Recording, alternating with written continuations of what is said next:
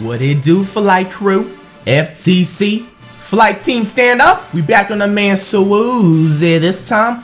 This can maybe benefit me and you guys. Rhyming accidentally, I swear I did not mean to do it.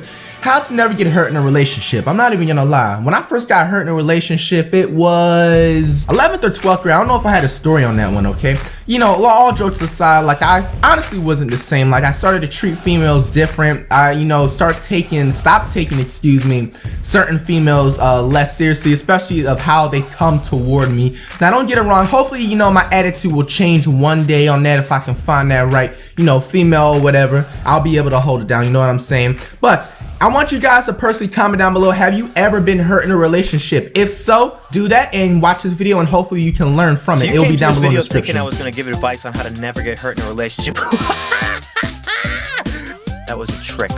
I did that as an example to demonstrate one thing. People lie. People are shady in relationships. And most people, when they lie, they also try to do this really cool, awesome thing, but they try to manipulate you too.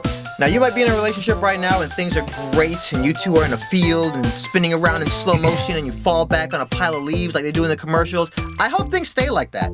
Nothing makes me happier than when I see two people in a relationship and things are working perfectly. But in the not so perfect relationships, I've seen people mess things up so bad and they try to turn around and convince the other person that it's their fault. Let me tell you why that is. Because nobody wants to be the villain and everybody wants to be the victim. You go to most people who just went through a breakup and you ask them, hey, what happened? You know what both parties are going to say about the other person? It's the same answer almost every time. Oh, they were crazy.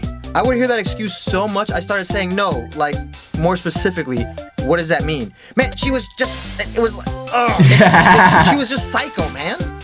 What does that mean? She was psycho, bro. I know a guy who cheated on the same girl multiple times, and when they finally broke up, you know what the guy's excuse was? I just couldn't take it anymore, man. She had huge commitment issues. You think? You got with 3 other girls while y'all were going out. Nobody wants to be the villain. Everybody want to be the victim. You know that scene in Star Wars Episode 3 when Anakin and Obi-Wan are fighting on the lava, and Anakin's like, from my perspective, the Jedi are evil. Hello, genius. You just killed a room full of elementary school kids. Every time I watch that scene, I get these flashbacks of girls who have led me on and lied to me and turn around and call me all kind of names and then cast me as the bad guy. Hey, fucking man! Treat your women like crap, or you could treat them like a princess. Either way, I'm gonna tell you this right now. When a girl gets out of a relationship, there is one thing that all her girlfriends just can't wait to say. They've been standing there waiting for weeks with their hands folded, just waiting to say this one line. You know what it is? Girl, I don't know why you put up with him for so long. I'm not gonna say I told you so. You know what? Let your ex's friends think whatever they want. The one thing you make sure never to do is never get sucked into that huge post-relationship fight or argument. And I think human beings just secretly like to fight. You look at some of these breakup fights and it's almost like you're watching an episode of Power Rangers because they're both out in the middle of the street, they're throwing cars at each other, and when somebody gets hit, those fake sparks go flying everywhere. You're just waiting for the White Ranger to swoop in and start playing his flute. People start yelling, people start cursing. It takes 2 to tango, and yes, some of you ladies secretly love the heat of battle. I figured it out. Why do you think so many girls play Call of Duty? Because of the high poly count and the graphics and the detailed textures and the attention to detail? No!